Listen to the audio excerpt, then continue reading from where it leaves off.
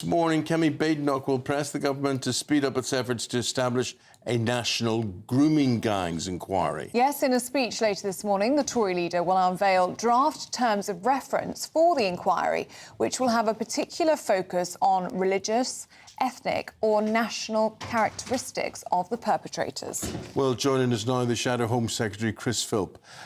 Chris, that's what Kemi Badenoch is calling for. Will she get it? Well, it's about time the government took action. It was now half a year ago that they were forced into announcing an inquiry into the rape gang scandal. They didn't want to do it. They were dragged kicking and screaming. And here we are half a year later, and they've done absolutely nothing at all, which makes them, in my view, complicit in the cover-up of these awful crimes, where young, mainly white girls were systematically raped by men of mainly Pakistani origin, and that was covered up deliberately by those in authority because they were more concerned about so-called community relations than they were about protecting girls. We need this inquiry to get to the truth. The government has done nothing in the last half year, so we have developed our own terms of reference for the inquiry. We've done that together with survivors and their families to show that it can be done, and the government now needs to get on with this and have the inquiry instead of dragging their feet, which is what they're doing, making them, as I say, complicit in the cover-up. You would have to have a heart of stone once you hear these stories and once you realise what went on and the scale of what went on. I just think, as a decent human being, I look and I think, who would stand in the way here and why? What is in it for the government to block this? Well, that's a very good question. I mean, as long ago as, I think it was about 2012, a former Labour MP, Simon Danchuk, was told by the then chair of the Parliamentary Labour Party to stop asking questions about this issue because they were concerned about upsetting people in the Pakistani origin community in Manchester. Maybe that gives a bit of a clue. That happened over 10 years ago. But what we see now is the Labour Party still dragging their feet over this. When Kemi and I first called for this inquiry back in January, Keir Starmer smeared us both as jumping on a far-right bandwagon just for calling for the inquiry. Then a few months later, he was forced into a U-turn when faced with a vote in Parliament 2 days later. But here we are, 6 months later, they've done nothing, and the victims and survivors that we're talking to feel very, very let down by the government. They feel like the government is not on their side, not helping them. Is there a political aspect to this? Is this costing them votes? Is there something happening somewhere that we are immune to, that we don't realise what is going on? What is going on? Well, that's a question the Labour Party have to answer, but it's pretty clear to me they are not moving this forward. They're dragging their feet. They've done nothing in the last 6 months. They don't seem to care about this issue. Frankly, the Labour Party would rather this issue goes away, I think, because they don't want to talk about the fact that the perpetrators of these evil crimes committed against young girls were committed mainly by men of Pakistani heritage. It seems like the government don't want to address that issue or the fact these terrible crimes were covered up. We need to get to the truth, and that's why we called for the inquiry, and now that's why we're publishing our own terms of reference, which we've developed with victims and with survivors, because this cover-up cannot go on any longer. Using the internet without a VPN, a virtual private network, is a bit like taking to the road without car insurance. All it takes is one unlucky moment to cost you a lot of cash. This video's sponsor is Private Internet Access. They are the VPN to help keep you safe. Click the link in the description below to find out why over 30 million people have downloaded PIA to protect themselves online. A virtual private network is an app that hides your IP address and helps keep your data private. When you're browsing the internet at home, you give up a large amount of data to businesses, to shops, and indeed to social media giants too. Hackers have the ability to steal your personal data with ease, including sensitive information such as passwords, keystrokes, and even your personal photos. Private Internet Access helps protect your personal data by encrypting your internet connection to keep your data out of the hands of cyber criminals. And it's not just hackers either to be concerned about. Information can be censored too. When Canada passed their C18 bill, social media giants decided to ban news content on their platforms. But PIA can protect your ability to consume the news and content you love. Private internet access is available for Windows users, Mac OS, Android, Linux, iOS, and you can use one PIA subscription to protect an unlimited amount of devices. And we've got a huge GB News discount for you too.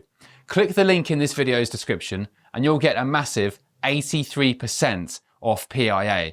That's under £2 a month, the price of a coffee, and you'll get an extra 4 months completely free on top. Also, there's a 30-day money-back guarantee too.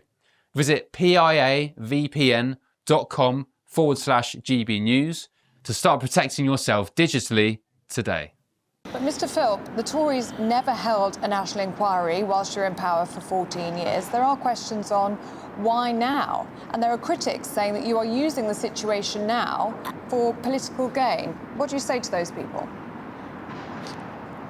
Well, I mean, I'm afraid that's nonsense. We're being constructive. We're not just criticising from the sidelines. We have actually developed our own proper terms of reference.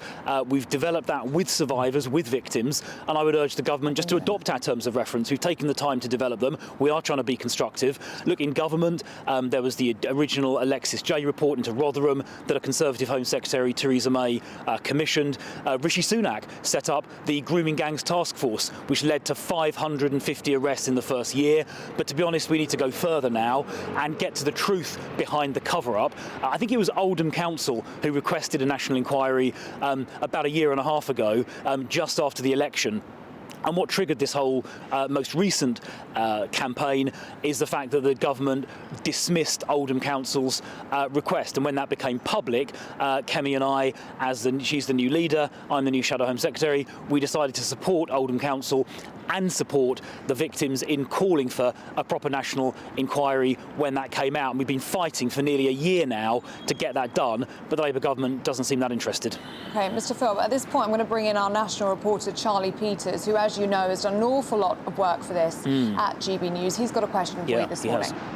Good morning, Chris. When Jim Gamble removed himself as a candidate to lead this inquiry in October, he was concerned about political point scoring and opportunism and said that what was needed was a cross-party approach. So as you were developing these terms of reference, did the Conservatives get in touch with the Labour government at all to offer to liaise and work with them to get this inquiry sorted in the right way in the interest of survivors? Did you engage with Labour at all before announcing this today?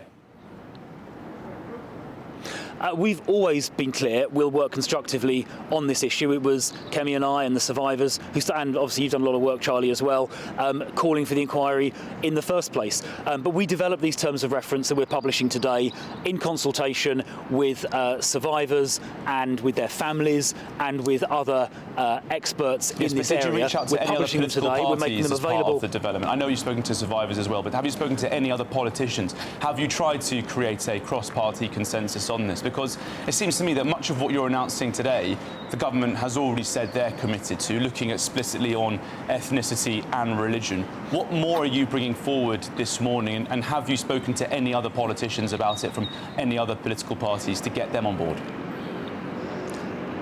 So we have not discussed the terms of reference with any other political parties prior to publication today, but the government, I hope the government adopt this terms of reference and just get on with it, because we've done the work quite with other people as well, quite carefully, and I hope the government just pick it up and run with it straight away. I think they should frankly appoint a judge to lead the inquiry, time limited to a couple of years. It can't go on for ages and ages, but I think a judge would command the confidence of survivors. They could just get on with this, but they haven't. We have always been clear in Parliament that we will be constructive and work with other political parties as needed. But because this whole process seems to be completely stuck, the government haven't moved it forward. By publishing the terms of reference later, that will hopefully help them, and they're welcome. I hope they pick up these terms of reference and run with them, to be honest. Shadow Home Secretary Chris Philp, thank you very much for your time this morning. Thank you. Yeah, why is there so much nonsense about this? Why isn't it, Charlie, I often think, do the right thing. And the right thing is obvious. And the problem for the Conservatives, of course, is that when they were in power, they did have another inquiry going on into child abuse more generally. but they let it slip. They allowed it to have this cowardly reluctance to look at this issue. I'm referring to the ICSA inquiry that published in 2022. And so this new inquiry is still needed to get to the bottom of this issue. It's interesting there, isn't it? Chris Philps saying that he hadn't actually spoken to any other politicians from any other political parties, confirming that to us this morning, because one of the main criticisms of the Conservatives in their campaign for this inquiry is that they've taken on a very combative approach, that they've been shouting in the chamber. They've been tone policed quite a lot for the way they've been speaking. But beyond that sort of that criticism, there is a wider concern, isn't there, about are politicians working together? Is this still an issue of political point scoring? That was certainly one of the criticisms from a key leading candidate to potentially lead this inquiry in October, who withdrew. That was Jim Gamble, a former police officer. And now there are more questions, I think, to be asked of the government, putting the focus onto them, on when this inquiry will finally be launched. It's been 6 months since they were forced into that very significant U-turn. We still don't have an update on when it might be launched. And I think the pressure from this terms of reference is quite significant, because there were a lot of fears from survivors in October, speaking to GB News, a lot of the stuff that we revealed back then, about the scope of this inquiry potentially widening. Well, the Home Office has since said that it's going to be laser focused, look explicitly at grooming gangs on the issue of ethnicity and religion. But I'm still hearing concerns from survivors, even as recently as last night, many of those still engaging with the government, saying that they're nervous about this inquiry. They're nervous not only about what it might look at in terms of the issues, but also more generally, and another concern I'm hearing more recently from survivors is about the years it might focus on. Will it go far back enough to get a full understanding of this picture about migration patterns, about the forming of clans and family structures and the networks that have facilitated and supported these abuse gangs, which are so closely linked to organised criminality, drugs and guns? These are the issues that they want drilled into with this inquiry, and there's a bit more pressure on that today from the Conservatives.